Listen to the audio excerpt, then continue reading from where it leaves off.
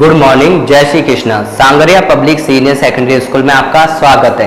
पिछली कक्षा में अपन ने पढ़ा था व्यवसाय का अर्थ, परिभाषा, विशेषता।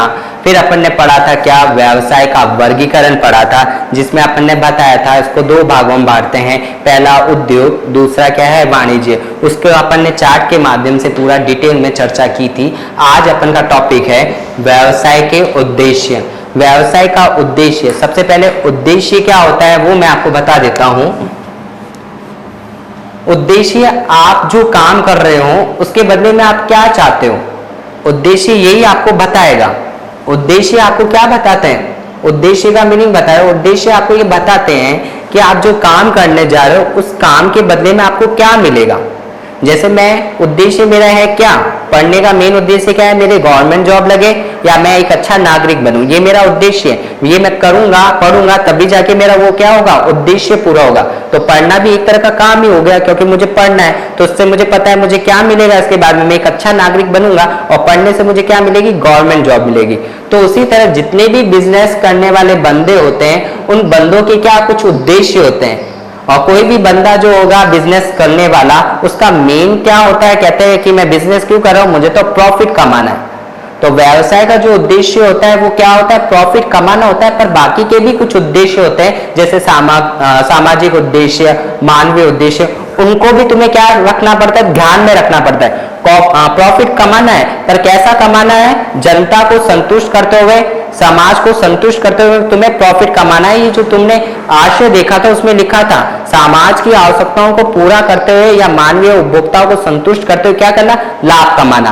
तो आज अपन बात कर रहे हैं व्यवसाय के उद्देश्य की। तो व्यवसाय का उद्देश्य नॉर्मली क्या समझा जाता है, प्रॉफिट कमाना। व्यवसाय का उद्देश्य लाभ कमाना होता है, कमाना होता है। अब ये लाभ क्यों कमा रहे हैं, उसके कुछ कारण बताए गए हैं। ये लाभ कमाने के कुछ कारण हैं। पहला, दूसरा, तीसरा एंड चौथा, कुल 4 कारण बताए। मैं बिजनेस शुरू कर रहा हूं, उस बिजनेस से मुझे प्रॉफिट होगा, मैं ये सोच करके अपना बिजनेस शुरू किया। ये मेरा ऑब्जेक्टिव है कि मुझे इस तरह का क्या करना है, प्रॉफिट कमाना है। पर प्रॉफिट क्यों कमा रहा हूं, उसके पीछे कुछ कारण है। सबसे पहला क्या दे रखा है कारण, आय का स्रोत। आय का स्रोत पहला जो मेरा है कारण, वो क्या है, आय का स्रोत। कैसे, मैं स्कूल में आपको पढ़ा रहा हूं, उसके बदले में पढ़ाने का मुझे क्या मिलेगा, सैलरी मिलेगी। तो मेरे प्रोफेशनल की आय का स्रोत क्या है, सैलरी। तो उसी प्रकार जो बंदा बिजनेस शुरू कर रहा है उस बंदे को प्रॉफिट कमाना है। तो प्रॉफिट क्या है, उसकी इनकम का जरिया है कि प्रॉफिट होगा, उसको हर महीने प्रॉफिट मिलेगा तो क्या होगा, उसकी इनकम का स्रोत माना जाएगा। मुझे हर महीने सैलरी मिलती है तो मेरी इनकम का स्रोत क्या है, टीचिंग लाइन के अंदर सैलरी। तो पहला पॉइंट समझ में आ गया, कारण आय का स्रोत है। क्या, लाभ कमाना क्यों जरूरी है, आय के स्रोत के लिए जरूरी है। दूसरा आपका दे रखा है वित्त का स्रोत। वित्त का स्रोत मतलब ये जो तुम प्रॉफिट कमा रहे हो उस प्रॉफिट से आप क्या करोगे, कहीं और इन्वेस्ट कर सकते हो। आपके जितने भी खर्चे हो रहे हैं उन खर्चों को चुकाने के लिए भी आपको क्या जरूरी है, प्रॉफिट कमाना होता है। जैसे हर महीने कोई बंदा क्या करता है, दुकान खोल के अपना बिजनेस शुरू करता है, पर उसको हर महीने क्या प्रॉफिट हो ही नहीं रहा है, बस घाटा ही घाटा हो रहा है, उस पर कर्जा चलता ही जा रहा है, तो वो दुकान क्या कर देगा, बंद ही कर देगा। तो उसी तरह ये क्या है, वित्त का स्रोत है। वित्त का स्रोत मतलब पैसों का स्रोत है। आप इस प्रॉफिट से क्या कर सकते हो, अन्य जितने भी खर्चे होते हैं उसको चुकाने में मदद करेगा, और ज्यादा प्रॉफिट हुआ उसको तुम कहीं और इन्वेस्ट कर सकते हो, एक अन्य कोई ब्रांच खोलने के लिए बारे में सोच सकते हो। तो ये आपकी वित्त का स्रोत हो गया। तीसरा दे रखा है, तीसरा है प्रतिष्ठा। यदि कोई कंपनी ज्यादा से ज्यादा, कोई बिजनेसमैन ज्यादा से ज्यादा क्या कर रहा है, लाभ कमाना है, या लाभ कमाता जा रहा है, तो उसकी क्या बन जाती है, प्रतिष्ठा हो जाती है कि ये तो बंदा बहुत ज्यादा कमाता है रे यार, इसके दुकान पे तो इतने ग्राहकों की भीड़ लगी रहती। ये उसकी क्या बढ़ रही है, ख्याति बढ़ रही है, गुडविल बढ़ रही है कि जो बंदा प्रॉफिट कमा रहा है और ज्यादा से ज्यादा प्रॉफिट कमा रहा है, तो उसके पीछे उसका कारण क्या है, उसकी समाज में क्या बनेगी, प्रतिष्ठा बनेगी, छवि अच्छी बनेगी कि ये प्रॉफिट कमा रहा है। प्रॉफिट भी कितना, समाज को स्वीकार जो प्रॉफिट होता है उसके अनुसार प्रॉफिट कमा रहा है, तो उसकी क्या बन जाती है, प्रतिष्ठा हो जाती है कि ये तो दुकान घनी चले रे, इन दुकान में कही है कि कस्टमर ज्यादा है। तो ये आपके किस कारण हो रहा है, लाभ कमाने के कारण ही हो रहा है कि आपकी प्रतिष्ठा बढ़ रही है। चौथा पॉइंट इसके अंदर दे रखा है, समाज के द्वारा स्वीकार्य। यदि कोई बंदा लाभ कमा रहा है, वो भी क्या समाज के द्वारा उसको स्वीकार हो जाता है, उसको क्या मिल जाता है, दर्जा मिल जाता है कि ये क्या कर रहा है, प्रॉफिट अच्छा कमा रहा है। जैसे मैंने हर बार एक एग्जांपल दिया था, वो जय हो का अपना काम बनता भाड़ में जाए जनता। यदि तुम ये थिंकिंग रखोगे तो तुम्हें कभी भी प्रॉफिट होने वाला नहीं है, क्योंकि एक दिन प्रॉफिट कमा लोगे, दूसरे दिन तो जो ग्राहक होते हैं वो तेज खोपड़ी वाले होते हैं, वो देखते रहेंगे कि आज ये कमा रहा है, कोई बात नहीं, फिर से मैं इसकी दुकान पे नहीं आऊंगा, क्योंकि ठोकर लग जाती है, वो दूसरी बार उसकी दुकान में कदम नहीं रखेगा। आपने उसके साथ क्या किया था, छल कपट की थी, और छल कपट से तुम जो पैसा कमाते हो, प्रॉफिट कमाते हो, वो समाज के द्वारा भी क्या होता है, स्वीकार्य नहीं होता है। यदि प्रॉफिट तुम कैसा कमा रहे हो, समाज के द्वारा तुम्हें स्वीकार्य ये मिल जाता है कि नहीं, ये प्रॉफिट कमा रहा है, अच्छा लोगों की भलाई करते हुए, समाज को संतुष्ट करते हुए कमा रहा है, तो ये क्या हो जाएगा, समाज के द्वारा तुम्हें स्वीकार्यता मिल जाएगी, तुम्हें दर्जा मिल जाएगा कि हाँ ये सही तरह से लाभ कमा रहा है। जितने भी बिजनेसमैन होते हैं उनका उद्देश्य क्या होता है, लाभ कमाना होता है। बाकी के कोई उद्देश्य होते हैं उनको भी ध्यान में रखना होता है, पर मेन इनका फोकस क्या होता है, लाभ कमाने वाला होता है। उसके कारण कुछ बताए गए हैं, आय का स्रोत होता है, इनकम का जरिया यही है, दुकान चलेगी, प्रॉफिट होगा, तो ये तुम्हारी इनकम का जरिया है। दूसरा वित्त का स्रोत है, जो प्रॉफिट होगा उससे तुम जितने भी एक्सपेंसेस होते हैं, खर्चे होते हैं, उसको चुका पाओगे, कहीं और इन्वेस्ट कर पाओगे। तीसरा दे रखा है प्रतिष्ठा, जो ज्यादा से ज्यादा प्रॉफिट कमाता है उसके समाज में क्या हो जाती है, प्रतिष्ठा, अरे तो घनी कमावे रे। फिर चौथा दे रखा है समाज के द्वारा स्वीकार, समाज के द्वारा तुम्हें स्वीकारता मिल जाती है कि प्रॉफिट कैसा कमा रहा, अच्छा कमा रहा है। अब बात करते हैं उसके एरिया की, कुछ क्षेत्र दे रखे हैं,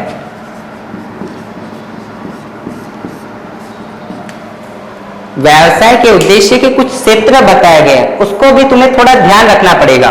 कौन कौन से क्षेत्र हैं वो देख लेते हैं। पहला क्षेत्र दे रखा है बाजार स्थिति। बाजार स्थिति क्या होती है, व्यवसायी का अपने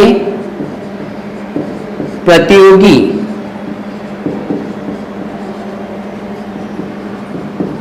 के साथ की स्थिति। क्या कह रहा है, बाजार स्थिति क्या होती है उसमें बताया, व्यवसाय का अपने प्रतियोगियों के साथ की स्थिति। जैसे मैं कोई बिजनेस शुरू कर रहा हूं, तो बिजनेस कहाँ होगा, एक जगह पर होगा, उस जगह पर भी बहुत सारे मेरे क्या होंगे, कॉम्पिटिटर होंगे, प्रतियोगी होंगे, उसमें मेरी पोजीशन क्या है। यदि मैं बिजनेस शुरू कर रहा हूं और वहां पर मैंने अपना बिजनेस लगा दिया है और वो बिजनेस चल पड़ा है, तो मेरी उस मार्केट में क्या वैल्यू है, वहां पर मेरा स्टैंडर्ड क्या काम करता है। जैसे स्कूल के अंदर होते हैं ना, क्लास के अंदर कुछ पोजीशन होती है कि ये फर्स्ट बंदा है, फर्स्ट आया, इसकी फर्स्ट है। क्लास में कहते हैं ना फर्स्ट सेकंड थर्ड के नाम बताइए, तो बहुत सारे उसके कॉम्पिटिटर हैं, पर 3 बंदे की बता दिए, फर्स्ट ये, सेकंड ये, थर्ड ये। तो उसी तरह तुम बिजनेस यदि शुरू कर रहे हो, बिजनेस तुम्हारा सेटअप हो जाता है, तो तुम्हारी जो प्रतियोगी है, आस पड़ोस में जो दुकान है, उसमें तुम्हारी दुकान की क्या पोजीशन है, मतलब वहां कस्टमर ज्यादा आ रहे हैं या कम आ रहे हैं। ज्यादा आ रहे तो मतलब इस पूरे मोहल्ले में यही बंदा कमा रहा है, तो वो आपकी पोजीशन बताएगा कि किस तरह की पोजीशन है। और ये कब मुमकिन हो पाएगा, जब तुम उपभोक्ता को क्या करो, संतुष्ट करो। यदि तुमने कस्टमर को ही क्या कर दिया, संतुष्ट कर दिया, तो तुम्हारी दुकान जो होगी चल पड़ेगी, आसानी से चल पड़ेगी, और तुम्हारी पोजीशन क्या हो जाएगी, फर्स्ट आ जाएगी, सेकंड आ जाएगी, थर्ड आ जाएगी, और तुम्हें लाभ कमाना मिल जाएगा। ठीक है, दूसरी बात करते हैं नव प्रवर्तन की। नव प्रवर्तन के अंदर दो टेक्निक है। नव प्रवर्तन का अर्थ क्या होता है? नया, कुछ नया या नई विधि।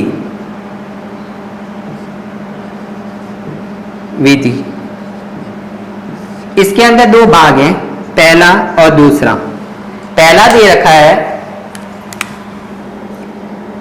वस्तु व सेवा में नव प्रवर्तन, और दूसरा दे रखा है वस्तु व सेवा की आपूर्ति में नव प्रवर्तन।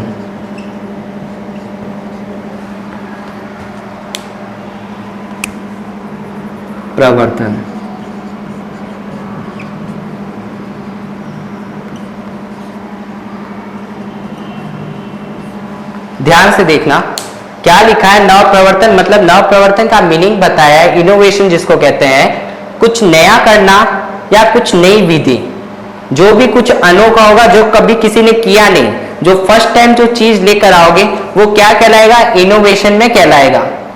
इसके अंदर क्या, कुछ नया करना, कुछ नया सोचना या कुछ नई विधि अप्लाई करना, उसको बोला जाएगा नव प्रवर्तन।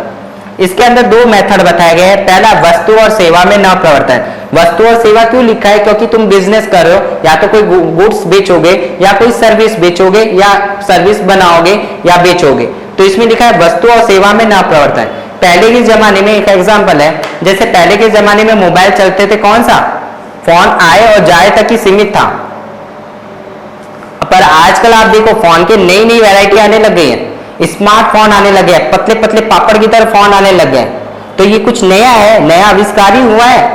तो वस्तु और सेवा में तुम क्या कर रहे हो? कुछ वैरायटी लेकर आ रहे हो, मतलब कुछ नया ला रहे हो जो कभी सोचा नहीं था। हम जब थे, जब हमारे पास तो नोकिया का फोन होता था जिसमें फोन आए और जाए, पर आजकल के जो फोन आने लगे इतने पापड़ के, वाटरप्रूफ फोन आने लग गया, पानी में डुबो तब भी खराब नहीं होता। तो ये कुछ नया ही है, नव प्रवर्तन का कुछ नहीं है। किसमें?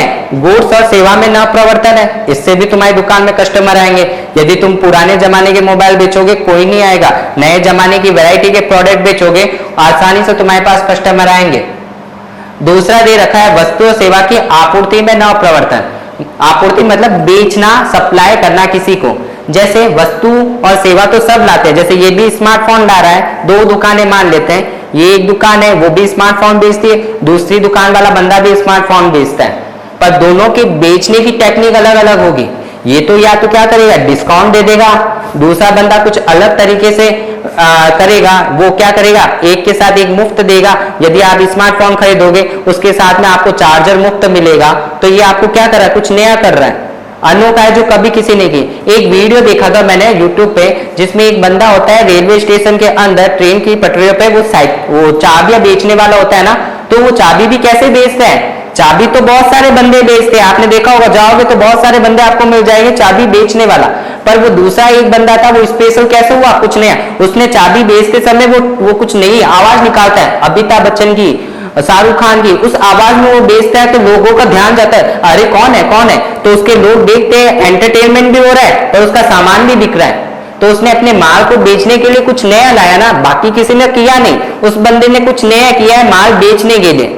वो चाबी बेचता है, आवाज निकालता है, सबकी आवाज निकालते हुए चाबी बेचता है, तो क्या हो गया, उसने माल को बेचने के लिए कुछ नया किया है। और नया कुछ करना क्या कहलाता है, नव प्रवर्तन कहलाता है। तो बिजनेसमैन के अंदर ये भी होना चाहिए कि वो जो वस्तु सेवा बना रहा है उसमें भी कुछ नया होना चाहिए, साथ में उसको बेचने के लिए भी कुछ नया होना चाहिए। तीसरा दे रहा है उत्पादकता। उत्पादकता मतलब आपका जो प्रोडक्ट तुम बना रहे हो उस प्रोडक्ट का भाव क्या होगा, मोल भाव जिसको कहते हैं ना, कीमत क्या होगी, वो डिसाइड किया जाता है। जैसे मैं नया बिजनेसमैन हूं, मैंने कोई दुकान लगाई, उस दुकान के अंदर मेरे प्रोडक्ट बहुत सारे हैं, तो उस प्रोडक्ट को मैं बेचूंगा कैसे, मेरे जितने भी कॉम्पिटिटर है उनके देखूंगा उनकी रेटिंग क्या चल रही है। कोई बेचा है 100 रुपए में, कोई बेचा है 98 रुपए में, कोई बेचा है 95 रुपए में। तो मैं क्या करूंगा, सबका देखा, फिर मैं एक मूल्य डिसाइड करूंगा कि मैं क्या करूंगा, 90 रुपए में बेचूंगा। जब भी कोई दुकान खोलनी होती है, यदि दुकान को आपको सेटअप करना होता है, उसको आगे बढ़ाना है, तो थोड़ा बहुत तो आपको नुकसान रिस्क लेना पड़ेगा। कोई बात नहीं, पहली बार दुकान खोल रहा हूं तो आपको कम कीमत पर बेचना पड़ेगा, पर वो दुकान कम कीमत पर थोड़ा आप बेचोगे तो ग्राहक भी ज्यादा आएंगे, क्योंकि यहाँ पर सस्ता मिल रहा है तो लोग आएंगे। फिर धीरे धीरे क्या करना, आप रेट अपनी बढ़ा देना। तो ये क्या हो गया, उत्पादकता, मतलब आपका जो प्रोडक्ट होता है, उस प्रोडक्ट को तुम अपने जो कॉम्पिटिटर होते हैं उसमें कैसा कीमत आप डिसाइड करते हैं, वो मायने रखता है इसके अंदर। फिर इसके बाद में चौथा पॉइंट कह रहा है भौतिक व वित्तीय संसाधन।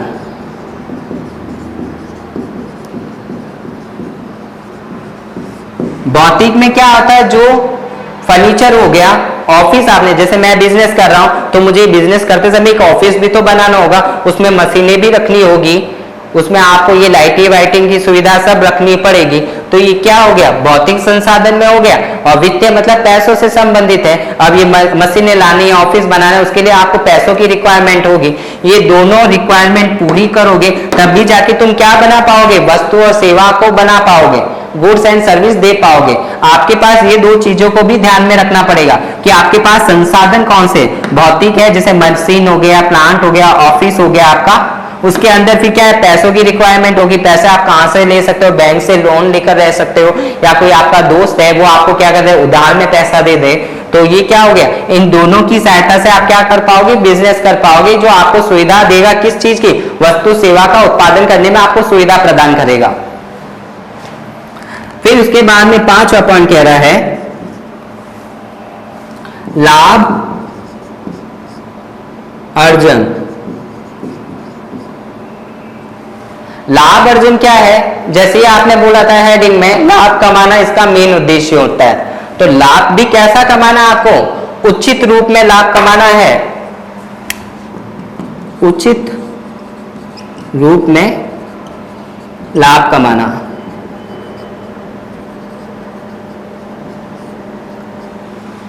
जो आप कैपिटल इन्वेस्ट कर रहे हो, जब भी कोई बिजनेस शुरू करेगा तो वो क्या करेगा, कैपिटल लेकर आएगा। उस कैपिटल को तुम इन्वेस्ट करोगे, उससे तुम्हारा जो कुछ होगा, महीने भर 2 महीने बाद जो तुम्हें पैसा मिलेगा वो आपका क्या कहलाएगा, लाभ कहलाएगा। तो लाभ भी कैसा कमाना, उचित रूप में कमाना है। मेन इसमें क्या हाईलाइट किया, उचित रूप से तुम्हें लाभ कमाना है। तो ये इसमें हाईलाइट किया गया लाभार्जन में। फिर उसके बाद में आपका पॉइंट दे रहा है छठा पॉइंट,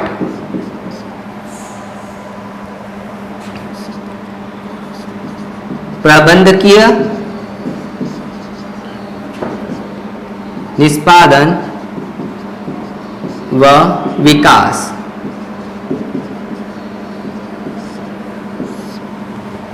जब कोई बिजनेस शुरू करता है, उस बंदे को क्या करना पड़ता है, साथ में कोई मैनेजर को भी हायर करना पड़ेगा। वो मैनेजर आपकी हेल्प करेगा क्या, जो नियम कायदे बने हुए हैं बिजनेस को शुरू करने के, जो आचार संहिता है, जो लाइसेंस लेना हो या और भी कुछ फॉर्मेलिटी होती है, उसको पूरा करने की जिम्मेदारी क्या होती है, प्रबंधकीय लोगों की होती है, जो प्रबंध का काम करते हैं, मैनेज करने का काम। तो जितने भी बिजनेसमैन वाले बंदे होते हैं, ये इन प्रबंधकों से अपेक्षा करते हैं कि हमारे द्वारा जो भी नियम कायदे बनाए गए हैं बिजनेस का, आप उसको क्या करो, पूरा करो, और उसके विकास के लिए वो क्या करते हैं, समय रहते हुए उसके ट्रेनिंग, ये बोनस, ये चलाते रहते हैं। तो ये मायने रखता है आपका क्या, छठा, प्रबंधकीय निष्पादन एवं विकास। सातवां पॉइंट है आपका कर्मचारी विकास। अब कर्मचारियों का विकास को भी आपको ध्यान में रखना पड़ेगा, क्योंकि आप अकेला बिजनेस चला नहीं पाओगे। उसको चलाने के लिए जो आपका प्रोडक्ट बनाएगा, वहां पर कर्मचारी आप हायर करोगे, उस कर्मचारी के विकास को भी आपको ध्यान में रखना पड़ेगा। उनको ट्रेनिंग देनी पड़ेगी समय समय पर, उनको बोनस देना पड़ेगा आपको, उनको छुट्टियों के जो पैसे कटते हैं उनको भी आपको थोड़ा लेस करना पड़ेगा कि महीने में आप 4 छुट्टी ले सकते हो, बाकी दिन आप काम कर सकते हो, तो आपके काम करने में छुट्टी की लेस नहीं होगी। तो लिखा है कर्मचारी के विकास के लिए आप ट्रेनिंग प्रोवाइड कराओगे, बोनस दोगे, उचित पारिश्रमिक दोगे, ये चीजें इसके अंदर आती है। उनको सम्मान दोगे। 8वां लास्ट पॉइंट कह रहा है सामाजिक उत्तरदायित्व।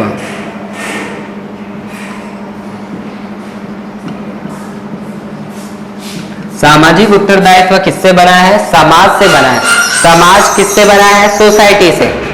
तो आप जो बिजनेसमैन जो बंदा होता है वो क्या करता है? समाज के अंदर ही क्या करता है? अपना बिजनेस चलाता है। तो उसकी कुछ रेस्पॉन्सिबिलिटी होती है समाज के अंदर कि मैं इस चीज का बिजनेस कर रहा हूँ, कोई प्रोडक्ट्स या गुड्स बना रहा हूँ, तो पर्यावरण के अकॉर्डिंग होना चाहिए प्रोडक्ट। साथ ही जो पर्यावरण के रूल कायदे बनाए गए हैं, टैक्स आपको समय पर भरना चाहिए, ये आपकी क्या बनते हैं? सामाजिक उत्तरदायित्व बनते हैं, रेस्पॉन्सिबिलिटी बनते हैं। उस रेस्पॉन्सिबिलिटी को तुम क्या करोगे? पूरा करोगे, तभी जाके क्या बनोगे? सक्सेसफुल बिजनेसमैन बन पाओगे बेटा। तो इसमें क्या लिखा है? कुछ अपन ने आज देखा था, इसमें आप एक ऑब्लिक करके ये भी लिख सकते हो, सवाल ऐसे भी पूछ लेगा बहु उद्देश्य, तब भी इसका आंसर आप ये लिख सकते हो बेटा, बहुउद्देश्य। तो सबसे पहले अपन ने उद्देश्य का बताया मीनिंग, उसमें बताया गया है कि आप उद्देश्य जो डिसाइड करते हो काम करने के बाद में आपको उसका क्या मिलेगा। जैसे मैं पढ़ाई करना, मेरा क्या है ऑब्जेक्टिव है? मेरिट में आना। तो उस ऑब्जेक्टिव को पूरा करने के लिए मैं क्या करूंगा? दिन रात मेहनत करूंगा, तो उस ऑब्जेक्टिव को क्या कर पाऊंगा? पूरा कर पाऊंगा। उसी तरह जो बिजनेसमैन होता है वो क्या करता है? उसका मेन उद्देश्य क्या होता है? लाभ कमाना होता है। और ये लाभ भी क्या, अन्य जो दे रखे उद्देश्य उसको पूरा करते हुए वो लाभ कमाएगा। और लाभ कमाने के कुछ 4 रीजन दे रखे थे। पहला दे रखा था आय का स्रोत, क्योंकि जैसे मैं स्कूल में आके आपको पढ़ा रहा हूं तो मुझे इनकम का स्रोत क्या है? मेरी सैलरी। तो उसी तरह जो बिजनेसमैन बंदा होगा उसकी इनकम का स्रोत कौन सा होगा? प्रॉफिट होगा। फिर दूसरा दे रखा था वित्त का स्रोत। वित्त का स्रोत मतलब क्या? पैसा। जो भी प्रॉफिट होगा उससे मेरे जितने भी एक्सपेंसेस होंगे अदर, उसको मैं चुका पाऊंगा। साथ ही मेरे पैसों का क्या कर पाऊंगा? निवेश कर पाऊंगा, इन्वेस्ट कर पाऊंगा, जिससे मुझे क्या थोड़ा और मुनाफा हो। फिर उसके बाद में प्रतिष्ठा, यदि मैं ज्यादा से ज्यादा प्रॉफिट कमाऊंगा तो मेरी क्या बनेगी? प्रतिष्ठा बनेगी समाज में। वो भी समाज में कहे ये तो बहुत ज्यादा कमावे रहे और तो घनी कमाए नहीं, दुकान में तो भिड़ो क्यों लगे रहे। तो ये मेरी क्या बन रही है? प्रतिष्ठा बन रही है। फिर उसके बाद में दे रखा है चौथा, समाज के द्वारा स्वीकार्य। यदि आप उचित रूप से लाभ कमाओगे तो समाज के द्वारा भी तुम्हें क्या मिल जाती है? स्वीकारता मिल जाती है कि हाँ ये सही तरह से काम कर रहा है, प्रॉफिट भी कमाता है, दान पुण्य भी करता है, तो ये तुम्हें समाज के द्वारा क्या मिल रही है? स्वीकारता मिल रही है। फिर उसके बाद में दे रखा है क्षेत्र। क्षेत्र में भी कुछ पॉइंट दे रखे हैं। पहले बाजार स्थिति, जो आपकी कॉम्पिटिटर के साथ कैसी पोजीशन है वो मायने रखेगी। दूसरा नव प्रवर्तन, कुछ नया करना। यदि प्रोडक्ट में नया लाओगे तो वो नव प्रवर्तन प्रोडक्ट में होगा, और उसको बेचने में कुछ नया लाओगे तो वो हो जाएगा आपूर्ति में नया। उत्पादकता, आप जो प्रोडक्ट का मूल्य डिसाइड करोगे किसके बेस पे करोगे? आपके जो कॉम्पिटिटर है उसके बेस पे आप अपने प्रोडक्ट का मूल्य डिसाइड करोगे, वो आ जाएगा उत्पादकता में। फिर उसके बाद में भौतिक और वित्तीय संसाधन। भौतिक कौन से? जैसे प्लांट, मशीनरी, ऑफिस जो होगा वो भौतिक में आ गया। वित्तीय मतलब आपका पैसा। इन दोनों के बेस पे तुम क्या कर पाओगे? वस्तु और सेवाओं को बना पाओगे, उसको बेच पाओगे। फिर लाभ अर्जन। लाभ अर्जन भी कैसा करना? उचित रूप में लाभ कमाना है। ऐसा नहीं कि बेईमानी करके आप लाभ कमा रहे हो पर 2-4 दिन में दुकान दौड़ी होने में टाइम नहीं लगेगा। तो लाभ अर्जन उचित रूप में कमाना होता है। फिर है प्रबंधकीय निष्पादन एवं विकास। आप मैनेजर को हायर करोगे तो वो मैनेजर का मेन उद्देश्य क्या होता है? जो भी आचार संहिता है बिजनेस के अकॉर्डिंग उसको पूरा करने का वो काम करेगा। फिर है कर्मचारी विकास। कर्मचारी आपके यहाँ काम करेंगे, उसके लिए आप ट्रेनिंग प्रोवाइड करवाओगे, उनको बोनस दोगे, उनके लिए और कुछ फैसिलिटी प्रोवाइड कराओगे, तो उनके विकास को भी ध्यान दोगे, तो आपका क्या होगा? बिजनेस अच्छा चलेगा। फिर सामाजिक उद्देश्य। सामाजिक उत्तरदायित्व मतलब आपकी कुछ रेस्पॉन्सिबिलिटी बनती है जहां पर आप बिजनेस कर रहे हो, समाज के अंदर कर रहे हो। समाज में जैसे आप कोई प्रोडक्ट बना रहे हो तो पर्यावरण के अंदर जो नुकसान हो वो नहीं होना चाहिए। साथ ही पर्यावरण के अंदर आपको क्या है? सामाजिक उत्तरदायित्व में टैक्स जो होता है, टैक्स भी समय पर देना चाहिए। बिजनेसमैन ज्यादातर क्या होता है? टैक्स चोरी का रहता है, पर आपका दायित्व ये बनता है कि आप टैक्स दोगे तो समाज को ही फायदा होगा। तो अपन ने आज पढ़ा व्यवसाय के उद्देश्य, या इसको और कुछ कह सकते हैं बहुउद्देश्य। अगली कक्षा में हम पढ़ेंगे इसके आगे व्यावसायिक जोखिम के बारे में। धन्यवाद।